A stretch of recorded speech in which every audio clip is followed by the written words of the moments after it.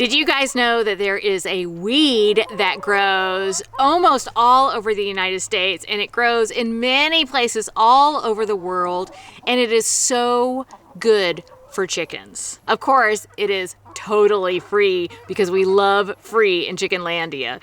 Let's talk about it.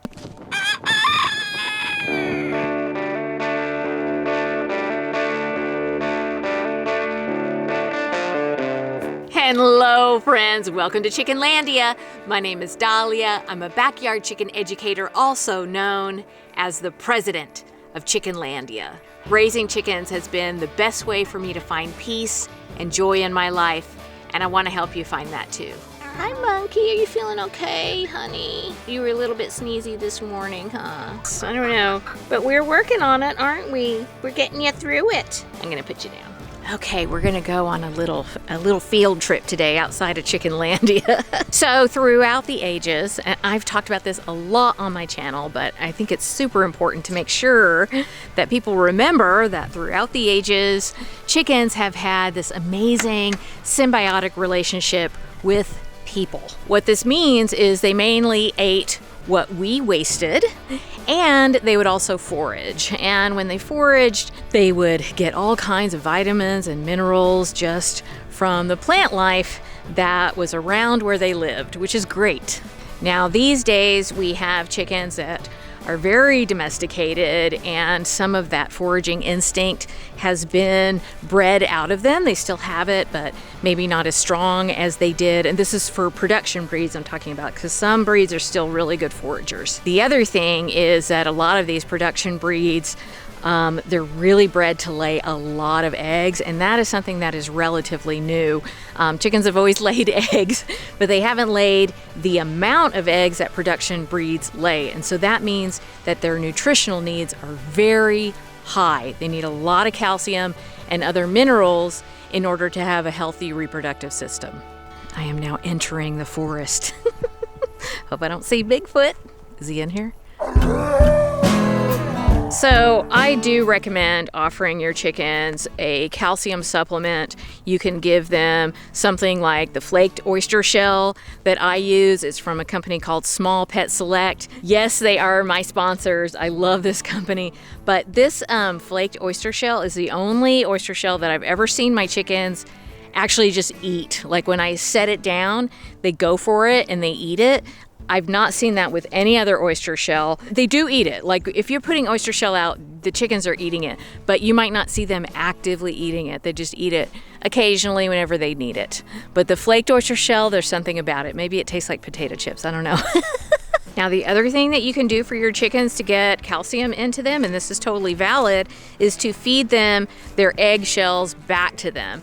That will supply them with a good source of calcium. But one thing you want to do if you are doing this is you also want to be mindful to give them some calcium-rich scraps and make sure they're kind of replenishing those calcium stores so that it's not just like this circular system where they're just eating the calcium that's in their body. Now, one way you can do this is by giving them a weed that grows all over the place. Right now I can't find any, but usually this entire plot of land that I have right here is just covered in this weed, and that weed is called stinging nettles.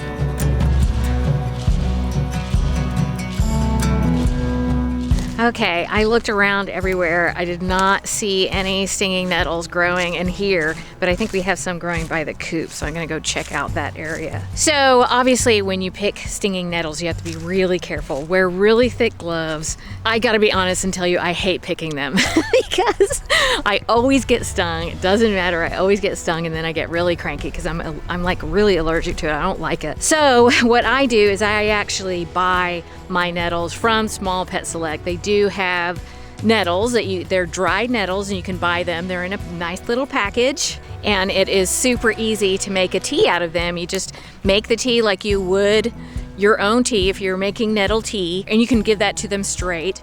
Or what I like to do is make a really strong tea.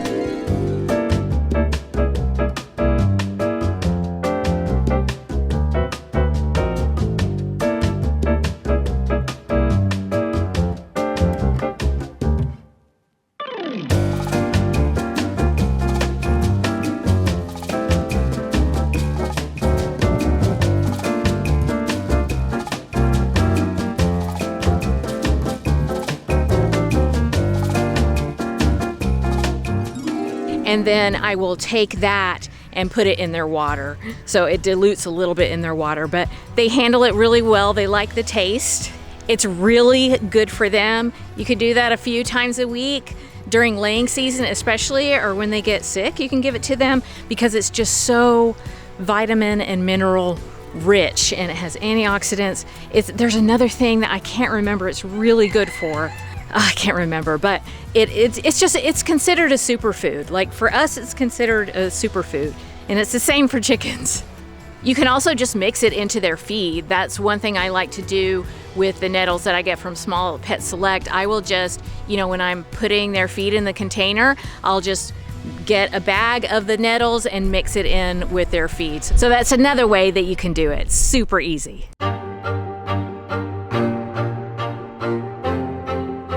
Okay, I'm right by the coop and it is starting to come up here. You can blanch it as well and give it to your chickens that way.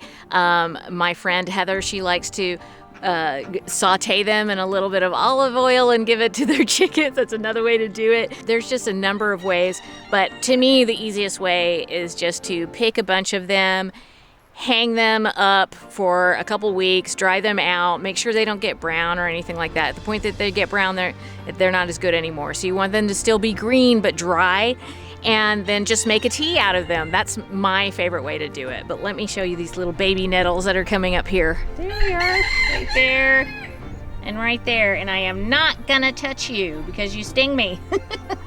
I just wanted to show you guys this because I think this is just another way to show that even if you don't have a lot of money, you can take really good care of your chickens. And in Chickenlandia, we're all about building resilience with our chickens, and we're all about saving money with our chickens. Even though I do buy things for my chickens. Obviously, I buy things for them. I do spoil them. But what I want you to know is that you don't have to. That is not a requirement. It is absolutely possible to take great care of your chickens without spending a ton of money. Speaking of saving money, I do have another video that is all about stretching that feed dollar, because that's what we want to do. We want to stretch that feed dollar.